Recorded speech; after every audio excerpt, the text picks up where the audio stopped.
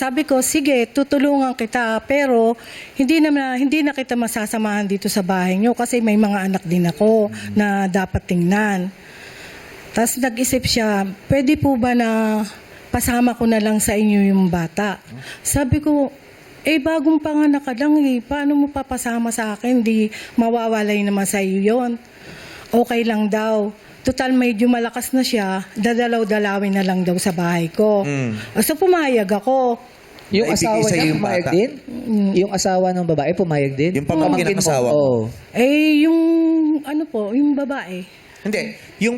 Yung pamangkin ng asawa mo, Oho. na asawa niyang lalaki, buti pumayag na mapunta sa iyo. Wala naman po siya magagawa kasi hindi naman po nila maaalagaan ng Ba't sa kayo nagagalit? May pinalaman bakit? Nagpapaliwanag sila. Yan. Nagpapaliwanag na. Kung alam mo gumawa sila, Huwag ka na. hindi nga ako ng boso nung ginawa nila yan. Sa akin kayo magagalit. Diba?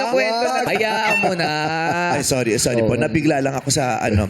Okay. Pero, yung lalaki, wala ring pakialam. Oo. Meron naman po, kaya lang parang hindi pa siya sincere sa mga ginagawa niya. Kasi mga bata pa. Bata din ba yun? Hindi niya sineryoso yung pagiging tatay. Parang ano lang, okay lang sa kanya. Kinausap niyo yung tatay pa din na, binibigay papayag. sa amin yung bata ha, o Po, wala. wala naman pong sinabing bibigay. Basta ang sabi lang sa akin, kung pwede tita, Sa'yo. dalhin mo muna ang mga bata sa bahay. Sabi ko, paano ko dadalhin yan? Dalawa yan.